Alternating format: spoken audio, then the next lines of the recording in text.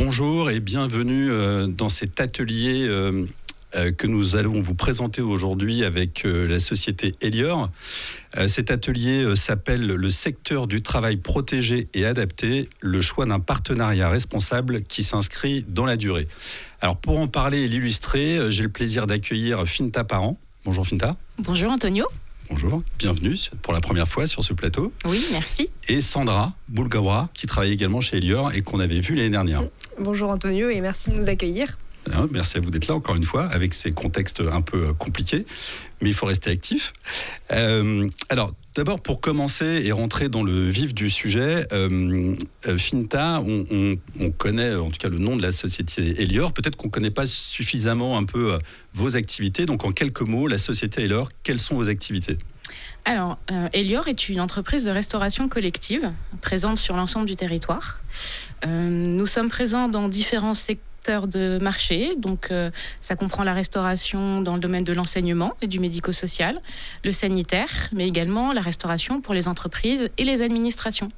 Nous comptons 24 000 collaborateurs en France. Très bien. Et j'imagine qu'en ce moment, cette année 2021 est pas facile pour vos activités. En effet, la restauration collective est fortement impactée par la crise sanitaire. Bon. Donc courage à vous pour ce qui se passe en ce moment. Alors, est-ce que vous pouvez d'ailleurs, vous allez nous démontrer que vous restez très actif sur vos sujets. Est-ce que vous pouvez nous parler un petit peu de la politique diversité et égalité des chances, nous présenter un peu ce cadre et comment vous vous en occupez. Et après, on va rentrer dans quelques illustrations chez Elior, y compris en ce moment, où vous allez nous expliquer qu'encore une fois, vous êtes toujours là sur le terrain et auprès de vos collaborateurs. Oui, en effet, Elior est une entreprise engagée pour la promotion de l'égalité des chances et de la diversité sous toutes ses formes. Nous sommes notamment signataires de la Charte de la diversité. Donc notre champ d'action dans ce domaine vont à la fois sur le domaine du handicap, mais aussi par rapport aux quartiers prioritaires politiques de la ville. Mais pour revenir sur le handicap et notamment sur les achats, qui est l'objectif de notre atelier aujourd'hui, dans le cadre de sa politique handicap et RSE notamment, Elior a voulu mettre en place des actions pour favoriser les achats inclusifs auprès des acteurs du secteur adapté et protégé, notamment les EA et les ESAT. Nous sommes notamment adhérents du réseau GESAT, qui est partenaire en plus des trophées. Et ce partenariat nous permet de bénéficier de l'accompagnement du réseau. C'est-à-dire que le réseau aide nous, membres des missions handicap, à se professionnaliser et à mettre en place des actions valorisant les achats inclusifs. Mais le réseau aide aussi à former nos acheteurs, accompagner nos commerciaux qui vont parfois être confrontés ou découvrir la co-traitance, la sous-traitance avec le secteur adapté ou protégé. Et également la filière ressources humaines que le réseau GESAT accompagne. Alors, vous allez effectivement nous parler de ces achats. Les achats, en fait, ce que vous me disiez en préparant cet atelier, c'est qu'en fait, les achats, on peut les relier à l'emploi. Et les achats, c'est aussi effectivement plusieurs modèles. D'ailleurs, vous avez prononcé les mots. Vous avez parlé de sous-traitance, vous avez parlé de co-traitance. Et je crois que pendant cet atelier, justement, vous allez nous présenter des cas.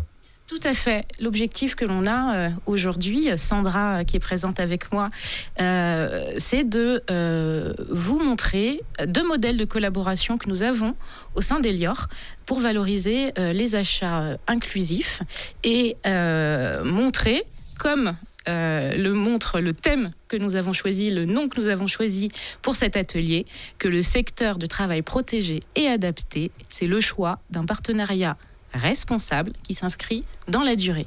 Et pour ça, je vais laisser la parole à Sandra Boulgawra pour présenter le premier modèle.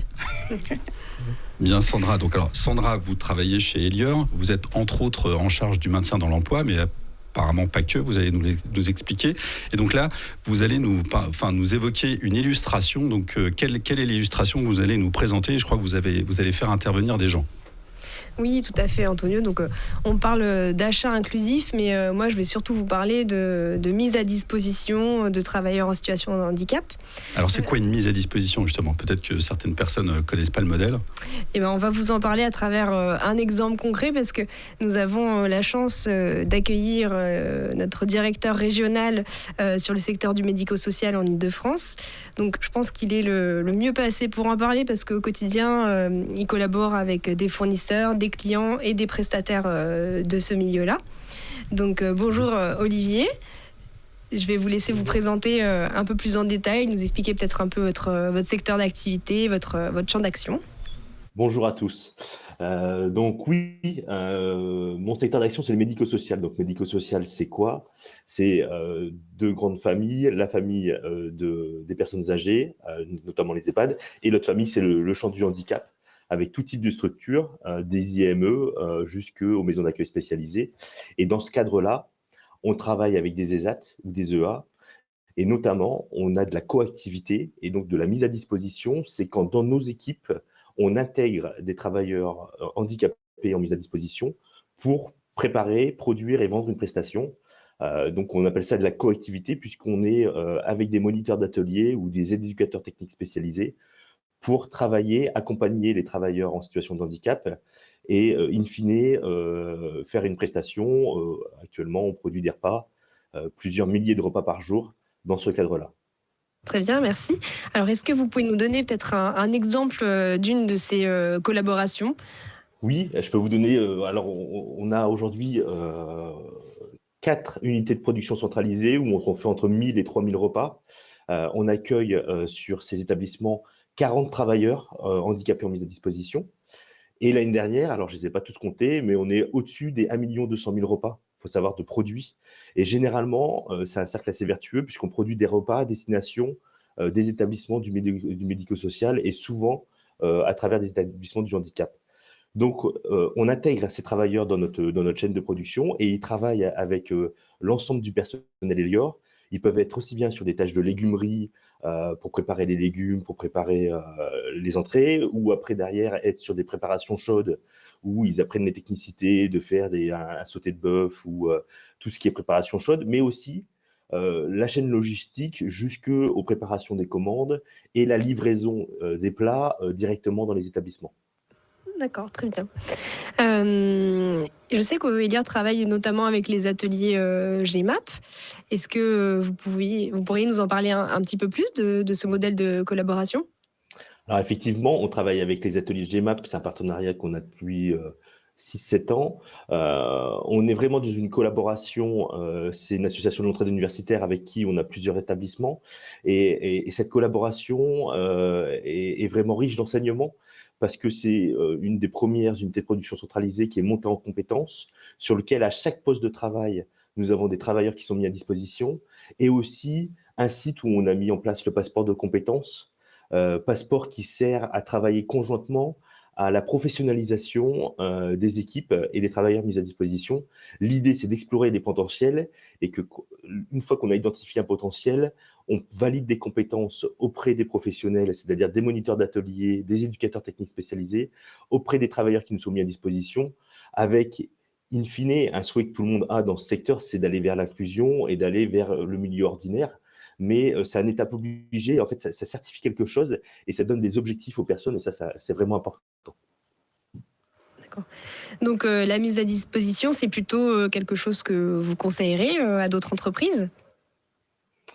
Oui, je la conseillerais parce que ça donne déjà du sens aux équipes, ça donne des valeurs aux équipes, ça crée vraiment une ambiance de travail qui est singulière et quand on s'adresse à des clients dans le médico-social ou autre, dans n'importe quel client, moi je sais que je viens faire visiter par exemple les ateliers de GMAP avec un client qui va peut-être commander chez nous dans le futur, et ben tout de suite, il y a une sensibilité qui se crée, on comprend les choses, on comprend pourquoi on offre ce type de prestations-là, et ça donne du sens, des valeurs, et ça mobilise les équipes. Finalement, on peut se dire que la coactivité, c'est vivre ensemble avec 2-3 structures différentes, et non, in fine, quand on est sur le site et quand on constate sur le site, il n'y a qu'une seule et même équipe qui travaille ensemble. Très bien, merci beaucoup Olivier. Donc vous parliez de cercle vertueux, vous avez parlé des ateliers de GMAP. Donc effectivement, nous on essaye d'impulser ça envers nos acheteurs, envers les autres, vos homologues, les autres directeurs régionaux. Et justement pour ce faire, on fait beaucoup de communication. On recueille tout au long de l'année des témoignages, que ce soit des témoignages vidéo, des témoignages écrits. On fait des affiches qu'on placarde dans les restaurants un peu de partout. On a même fait une fresque géante avec des portraits de collaborateurs qu'on a installés et qui est restée depuis plus d'1 an au sein des sièges régionaux un peu de partout en France. Donc voilà, on envoie des mails sur toutes les boîtes mail, on inonde tout le monde, mais l'important c'est vraiment d'en parler tout au long de l'année. Et pour ça, on avait notamment réalisé une vidéo avec Stéphane Duquesne, qui est le directeur de la cuisine centrale des ateliers de GEMAP. Donc, il est embauché par Elior et il a dans son équipe des travailleurs mis à disposition de l'ESAT qui l'encadrent au quotidien. Et donc, on avait réalisé une vidéo en partenariat avec l'agence de communication qui est aussi une entreprise adaptée, Bebird. Donc, on va la partager tout de suite.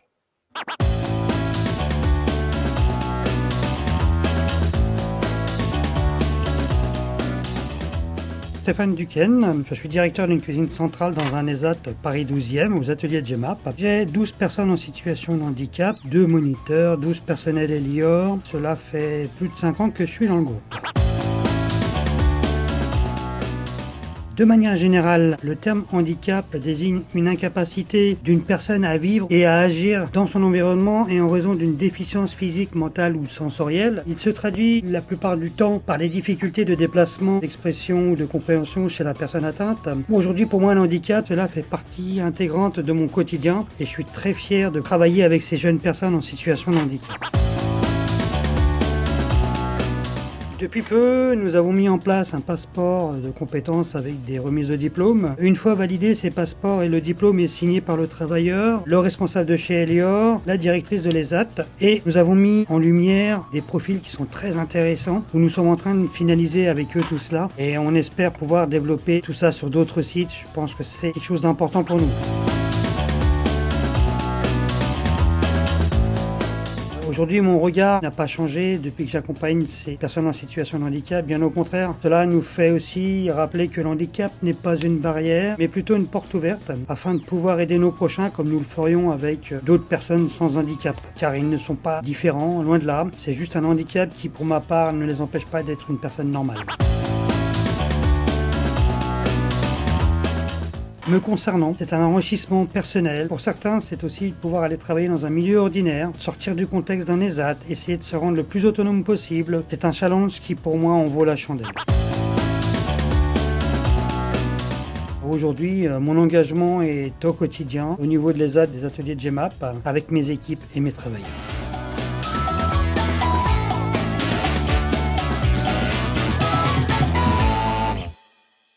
Très belle illustration. Alors du coup, Olivier, j'ai une dernière petite question. Souvent dans les entreprises, et surtout les entreprises qui sont un peu sur tout le territoire, avec des collaborateurs et des sites un peu partout, c'est pas toujours facile, on le sait, pour les directions de mission handicap, de mobiliser ces managers. Vous avez l'air, vous, mobilisé et du coup même engagé. Comment en êtes-vous arrivé à porter cet engagement ? En fait, ça s'est fait assez naturellement, puisque nous, on travaille vraiment avec nos clients dans le monde du handicap et on sait que c'est un monde de projets. Et vraiment, je vois encore, on a avec un client là un projet d'ouverture d'une légumerie avec des travailleurs mis à disposition. On est vraiment sur quelque chose où nos clients sont demandeurs de projets pour aller vers l'inclusion et le monde ordinaire et pour former des collaborateurs, des travailleurs mis à disposition.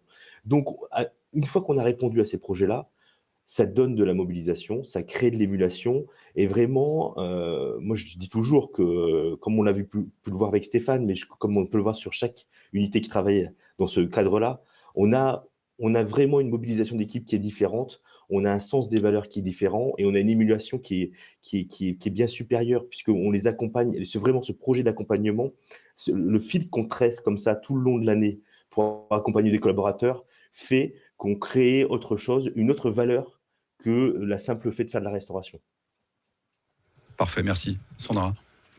Merci Olivier. Donc en effet, on a vu que là, parfois ce sont nos clients qui nous sollicitent, qui sollicitent notre expertise. Voilà, dans le cas des ateliers GEMAP, ils ont une cuisine centrale, ils ont des travailleurs qui sont formés et ils ont besoin d'avoir une expertise en termes de gestion de la restauration collective et c'est là que Elior intervient.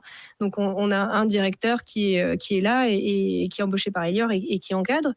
Mais Elior aussi sollicite le savoir-faire et l'expertise du secteur adapté et protégé. Donc, parfois, c'est par la sous-traitance des locaux, l'entretien des locaux, de la blanchisserie des tenues de travail. Ça va parfois même sur certains restaurants jusqu'à la sous-traitance complète de toute la partie plonge. Ça peut être aussi de la reprographie, de l'envoi de courriers chez les collaborateurs. Mais on sous-traite aussi pour des prestations de services dites intellectuelles, notamment pour la communication.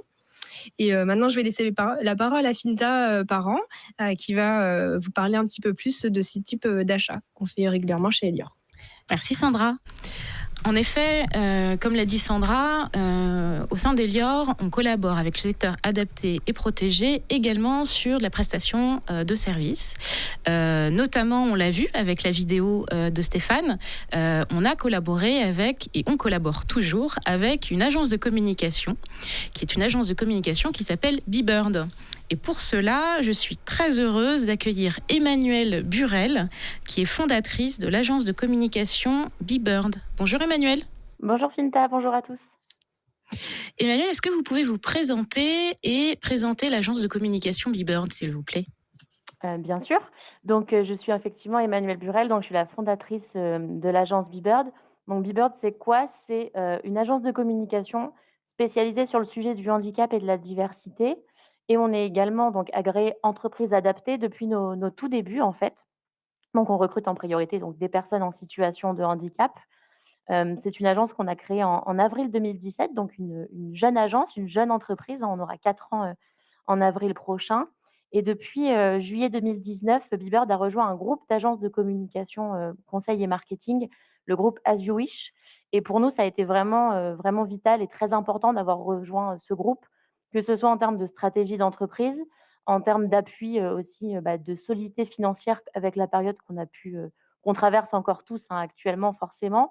Et ça nous amène aussi à un vivier de compétences et de ressources supplémentaires puisqu'on est une agence avec 5 personnes, nous, chez B-Bird. Et donc vraiment, ça nous donne des ressources, des compétences, des synergies complémentaires pour justement travailler avec nos clients sur des projets de plus grande envergure. Merci Emmanuel. Alors, l'aventure Elior B-Bird, c'est une aventure qui a débuté en 2018. En fait, en 2018, nous, Mission Handicap, nous étions à la recherche d'un outil de sensibilisation de nos collaborateurs du siège à la Défense. Et on voulait sensibiliser autour de la notion de handicap et innovation. Alors, on avait entendu parler d'une start-up qui avait mis en place des casques de réalité virtuelle. On a été très séduit par cette idée de sensibiliser au handicap via la réalité virtuelle. Et en échangeant, on apprend que cette start-up est une entreprise adaptée. Bingo! Donc, en 2018, on a commencé par la sensibilisation avec le casque de réalité virtuelle. Mais ensuite, avec B-Bird, on a travaillé autour d'un escape game de sensibilisation au handicap. On a aussi sensibilisé via des campagnes d'affichage, dont parlait Sandra tout à l'heure, et un jeu de piste qui a mobilisé l'ensemble de nos collaborateurs autour d'une enquête autour du handicap. Ça, c'était en 2018. Mais en 2020, on a continué à travailler avec eux, à collaborer, et on est allé encore plus loin. C'est-à-dire que la campagne de communication, la campagne d'affichage que nous avions déployée en 2018, on l'a retravaillée avec B-Bird. C'est-à-dire qu'on l'a co-construite en 2020 pour avoir des messages qui correspondent vraiment à nos métiers. D'ailleurs, vous verrez un exemple d'affiche qu'on a pu faire avec B-Bird. Et on a aussi fait des vidéos. Donc, la vidéo de Stéphane que vous avez vue, mais on a fait 3 vidéos en tout qui présentent des managers Elior engagés au quotidien pour l'insertion professionnelle des personnes en situation de handicap. Donc, j'ai dit que B-Bird était une entreprise adaptée. Emmanuel, est-ce que vous pourriez nous expliquer ce qu'est une entreprise adaptée, s'il vous plaît ? Bien sûr. Alors, une entreprise adaptée, c'est une entreprise, donc pour le coup, à la différence d'un ESAT, d'un ESAT, c'est vraiment donc une entreprise commerciale qui va recruter en priorité des personnes en situation de handicap. Donc aujourd'hui, le pourcentage nécessaire dans les effectifs, il est de 55%. Donc nous, chez B-Bird, on est plutôt à 100% pour le coup d'effectifs de personnes en situation de handicap. Encore une fois aussi parce qu'on est une plus petite entreprise, donc c'est aussi plus facile.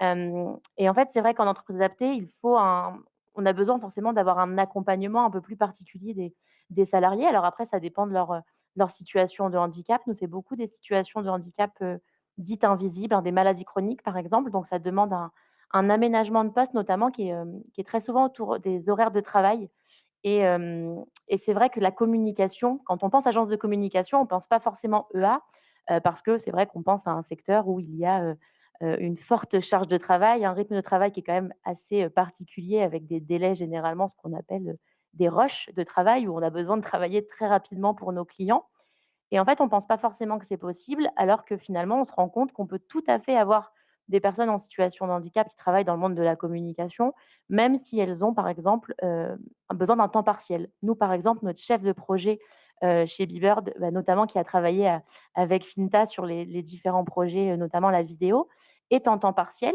notamment, dû à une fatigabilité plus grande à cause de sa maladie et donc elle ne travaille pas le mercredi, par exemple et elle termine ses journées à 15 heures. Et c'est vrai qu'on pourrait penser que c'est compliqué, en communication de s'adapter à ces horaires-là, mais finalement, dès le début, ce qui s'est passé, c'est que, bah, on l'a communiqué, elle en a parlé avec vous, Finta et ça s'est très bien passé puisque de là, les rendez-vous, il suffit de les organiser, bah, sur les plages horaires où tout le monde est disponible, hein, finalement et je pense que cette transparence vraiment vis-à-vis des clients, des entreprises, elle est primordiale, que ce soit en tant qu'entreprise et encore plus en tant qu'EA parce qu'on est quand même sur un sujet où on parle d'humain, hein, on parle des personnes, des salariés et cette, compréhension des clients, elle est, vitale en fait et elle est primordiale et quand on voit que quand on est transparent, tout se passe très bien et puis finalement, même ces horaires adaptés ont jamais empêché que le projet se déroule très bien et que les délais, soient tout à fait, respectés. Tout à fait. Tous les délais ont été respectés. Vous parliez de transparence, de collaboration, de connaissance des clients. Je propose de voir un exemple d'affiche qu'on a fait ensemble. Et là, vous voyez, cuisinier et amputé d'un bras, c'est possible. Donc, on s'est vraiment calé à nos métiers, au message qu'on voulait faire passer au sein d'Elior. C'est-à-dire que, quelles que soient nos différences, on peut trouver des aménagements, on peut travailler ensemble. Tout est possible à partir du moment où on s'écoute et on a l'envie.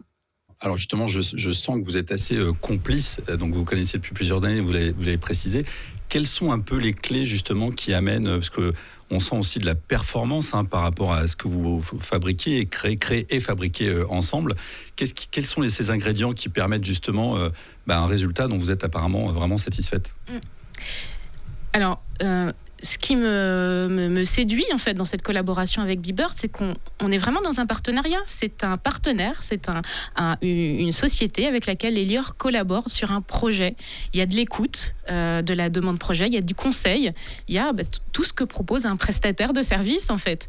La seule différence, comme l'a dit Emmanuel, ils ont un objectif commercial. La seule différence, c'est que 100% des collaborateurs sont en situation de handicap. Mais c'est une entreprise qui a un objectif commercial avec un savoir-faire et on est sur de la prestation intellectuelle, comme l'a notifié Sandra. Mais alors, du coup, puisque c'est une entreprise adaptée, il doit y avoir des choses un peu spécifiques. Alors, on a parlé de performance, là-dessus, apparemment, évidemment, il n'y a aucun souci. Mais est-ce que, du coup, vous apprenez aussi tout un tas de choses parce qu'ils vous renvoient des messages qui, du coup, enrichissent votre regard et peut-être même votre vision de la politique et des actions à mener sur le sujet du handicap? Tout à fait, tout à fait. Emmanuel, vous nous parlerez de vos différents clients, mais il me semble, comme vous l'avez fait avec nous, c'est qu'à chaque fois que vous collaborez avec une structure, il y a aussi de la sensibilisation au handicap de façon un peu plus générale, non ? Complètement. En fait, c'est-à-dire que dans nos métiers, c'est vrai qu'on nous, on s'est spécialisé sur le sujet du handicap parce que justement, en tant qu'EA, finalement, le sujet, on le connaît en interne et donc en fait, nos collaborateurs, de par leurs expériences de vie aussi, nous apportent et apportent à nos clients, leur approche du sujet du handicap, leur point de vue et ça nous permet vraiment de proposer des actions, de communication qui sont très concrètes finalement et qui partent d'un point de vue, de quelqu'un qui est concerné. On ne fait pas de la communication sur le handicap en disant, «Ah bah voilà, on sait ce qu'il faut dire et voilà le message à faire passer». Non, on le travaille en interne et avec nos clients en vraiment en partageant ces points de vue et finalement, même quand on travaille avec des entreprises sur, une campagne de communication classique qui n'est pas liée à de la sensibilisation handicap, on amène quand même cette sensibilisation et on leur montre que finalement, EA ou pas EA, le travail, il est fait de la même manière. Mmh. En effet, comme vous le disiez, Antonio, quand nous, Mission Handicap d'une entreprise privée comme Elior, on collabore avec une entreprise adaptée, c'est aussi pour nous un moyen de sensibiliser nos acheteurs, nos équipes marketing, parce que c'est une agence de communication, nos équipes marketing, qu'on peut travailler avec le secteur adapté protégé sur des segments qui sont stratégiques, parce que la communication et le marketing pour l'entreprise, c'est quand même quelque chose qui est stratégique.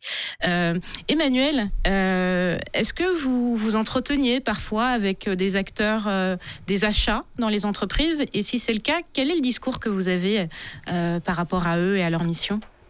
Oui, alors on rencontre, déjà nous, c'est vrai qu'en tant qu'agence de communication, on rencontre beaucoup des services communication. Donc les acheteurs d'un côté, mais aussi des services communication qui sont pas forcément sensibilisés au sujet du handicap, de manière générale. On les rencontre sur des salons. On s'était par exemple rencontrés lors du salon, anciennement, handicap, emploi et achat responsable, où là on rencontre beaucoup d'acheteurs qui viennent dans un but précis de rencontrer des EA. Mais on en rencontre aussi, tout simplement lors de rendez-vous commerciaux, quand on répond à des consultations, ou quand on fait des rendez-vous, avec les entreprises et leurs services communication. Et finalement, on se rend compte, enfin nous, ça s'est toujours très bien passé en fait. C'est-à-dire que, quand on leur présente nos métiers, on explique qu'on est une agence de communication, on explique qu'on est une EA, ils le connaissent ou pas, mais surtout on leur parle de, nos réalisations clients. On leur montre vraiment ce qu'on a produit avec nos clients. C'est vraiment un élément de réassurance finalement, ça apporte de la crédibilité parce que ce que cherche un acheteur et ce que cherche un service communication, comme vous le disiez, c'est stratégique en fait pour eux. Donc forcément, ils ont besoin d'être sûrs que le prestataire en face, il va répondre aux objectifs qu'ils ont fixés et il va tenir les délais et les objectifs aussi forcément financiers derrière. Et en leur montrant ces réalisations, tout se passe très bien. Et le message donc qu'on leur fait passer et qu'on a envie de faire passer continuellement, c'est de montrer que finalement, faites-nous confiance, on va faire un premier projet ensemble, on va en faire un second et puis après on voit que le bouche à oreille, il se fait en interne. C'est-à-dire, «Ah oui, ils ont fait les vidéos pour notre mission handicap, on va peut-être leur demander de faire des vidéos, sur un tout autre sujet, de communication externe», par exemple. Et donc d'autres services finissent par nous solliciter et vraiment, finalement, c'est là où on se rend compte que tout est gagné. C'est que quand on a fait ses preuves, parce qu'il y a toujours une question de faire ses preuves, hein, c'est normal. Une fois qu'on a fait nos preuves, finalement, EA ou pas, c'est le travail qui compte. Merci beaucoup Emmanuel pour ce témoignage. Moi je retiendrai, faites-nous confiance et tout ira bien. Exactement. C'est un bon Merci à vous. message. Alors, on arrive à la fin de cet atelier. Je voulais avoir deux conclusions. D'abord, Sandra, pourquoi avoir choisi ce sujet en fait des achats et de la collaboration avec le travail, avec le secteur du travail protégé et adapté? Parce qu'on veut montrer que finalement, ce sont des partenariats qui sont toujours de qualité, que nous, on est satisfaits et on a envie d'encourager nos acheteurs, mais aussi les autres entreprises à aller vers ce type de partenariat, parce que c'est un cercle vertueux et c'est important aussi de laisser sa place à chacun dans le monde du travail. Et ces entreprises-là donnent leur chance à tout le monde et permettent de les inclure dans la société. Et nous, on est vraiment satisfaits de cette collaboration-là. Donc, on a envie que tout le monde fasse pareil, finalement. Et vous nous l'avez montré par des illustrations absolument probantes. Alors, le mot de la fin pour Finta. Finta, vous savez que le thème de Femmes en EA 2021, c'est la résilience collective. Donc, si je vous dis résilience collective, qu'est-ce que vous nous dites? Ça me fait penser à une phrase dite par Olivier d'ailleurs, une seule et même équipe. Une seule et même équipe. C'est-à-dire que travailler avec le secteur du travail protégé et adapté, c'est créer des synergies autour de projets et trouver des solutions ensemble. Voilà. Je pense qu'on est bien dans le sujet de 2021. Bon, merci beaucoup la société Elior, merci beaucoup Finta d'être venue jusqu'à nous. Merci Sandra. Et écoutez, j'espère que ça aura été profitable de partager et que vous ayez pris le temps de travailler et de nous expliquer tout ça pour que ça serve au plus grand nombre. Merci à vous.